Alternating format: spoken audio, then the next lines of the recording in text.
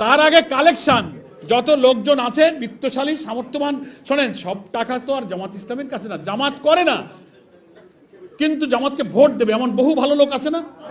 এইসব লোকের অনুরোধ, ভাই আপনার কাছে তো টাকা সবসময় চাই না, আপনি আমাকে 200 লোকের খিচুড়ির টাকা দেন, আমরা 20টা দাঁড়িপাল্লা বানাবো, কিছু টাকা দেন, আছে না?